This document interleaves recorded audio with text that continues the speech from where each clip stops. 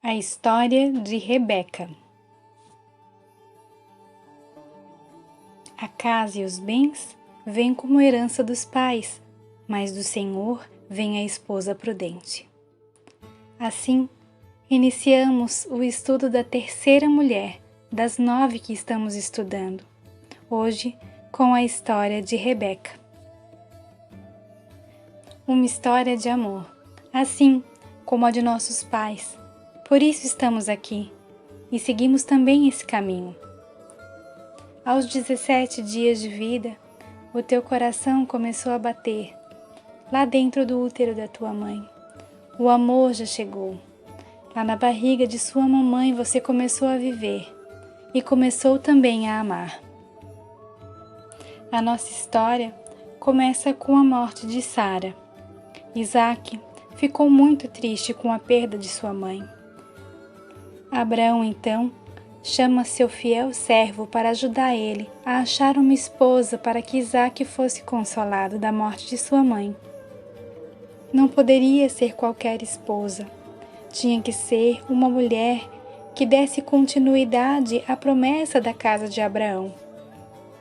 Você se lembra da promessa que Deus fez a Abraão? Que sua descendência seria numerosa? E que através de Abraão todas as famílias da terra seriam benditas?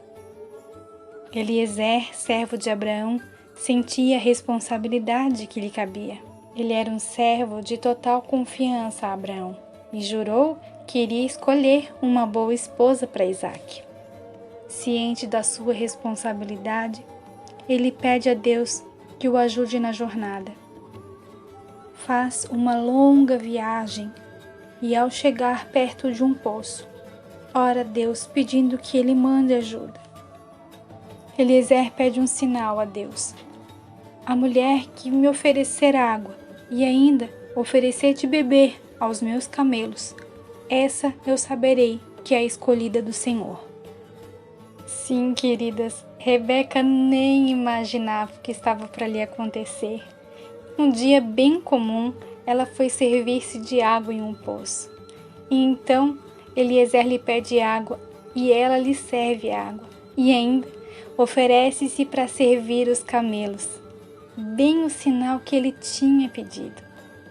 Eliezer presenteia Rebeca com joias de uma princesa, dignas de uma noiva, um pendente de ouro e 2 pulseiras. Ele descobre que ela era da família certa e vai até a família dela e conta como todos os sinais indicavam que ela seria a resposta das orações dele. Rebeca é escolhida. A família recebe muitos presentes e fica impressionado com o relato de Eliezer. A família questiona ela se realmente ela quer ir para tão longe e se casar com Isaac. E ela responde que sim, e segue o seu caminho em direção ao seu amado. E assim começa uma longa jornada de volta. Ao longe, Rebeca avista Isaac. O coração dela dispara. Pergunta a Eliezer se aquele é o seu esposo. Ele afirma que sim. Ela então se cobre com um véu.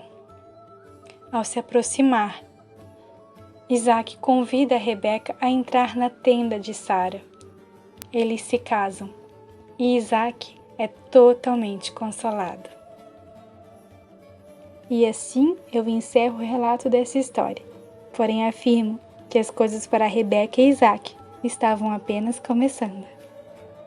Agora eu gostaria de compartilhar com você aquilo que nós aprendemos ouvindo essa história. E a primeira coisa que eu quero relatar é sobre o casamento que faz bem, aquele em que o dar e o receber estão equilibrados. Rebeca ganhou presentes. Isaac foi consolado. O amor cura e vê o outro. Amar é uma decisão. Não estou dizendo aqui que não deve haver romance, mas um amor forte muitas vezes começa com uma decisão, a decisão de amar. Agora gostaria de falar sobre o sim de Rebeca. Ela ganha uma argola de Eliezer.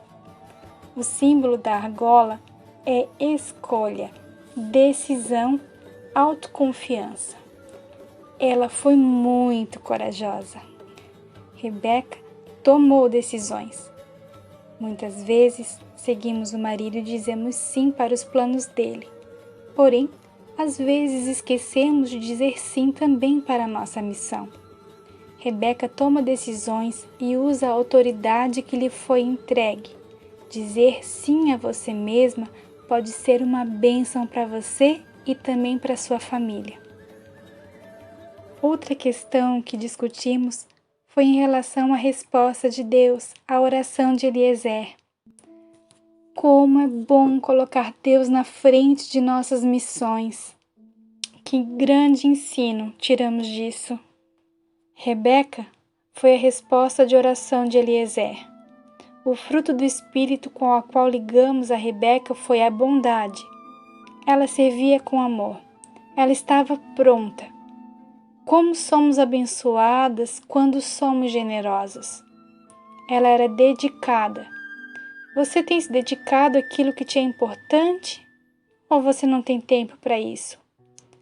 Quando você não tem tempo para as coisas que te são importantes, outras coisas vão sugar o teu tempo. Veja bem, a dedicação de Rebeca lhe abriu uma maravilhosa porta. Você tem pago o preço para que essas portas maravilhosas se abram na sua vida? Agora quero falar sobre o véu. Quando Rebeca avista Isaque de longe, ela se cobre com o véu. Veja que mulher sábia.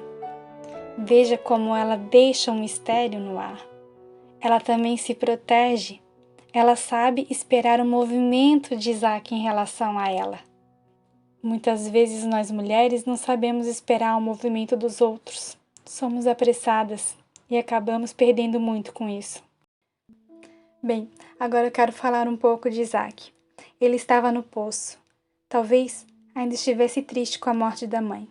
Quando ao longe ele viu Rebeca, ele convida o noivo para entrar na sua tenda. Sim, ele estava triste, mas ele estava presente. Quantas vezes ficamos imobilizadas em nossa tristeza? A caravana passa na frente trazendo Rebeca e preferimos a companhia da tristeza. Por ele estar presente, ele recebe consolo. A Bíblia diz que Isaque costumava orar e meditar. Será que era isso que ele está fazendo quando estava junto ao poço? Em Mateus 6,33, fala que quando pomos as coisas de Deus em primeiro lugar, Deus nos dará todas as outras coisas. Para terminar, queridas, conversamos sobre como o casamento é algo sagrado. Ele começa no céu e termina na terra. O casamento é o símbolo da união de Cristo e a Igreja. Que grande mistério, que grande bênção. Que possamos honrar nossa família honrando o casamento. Que possamos também honrar todos os nossos relacionamentos, amigos, irmãos e todas as pessoas que estão ao nosso redor. E que acima de tudo, queridas, estejamos completamente comprometidas com Jesus.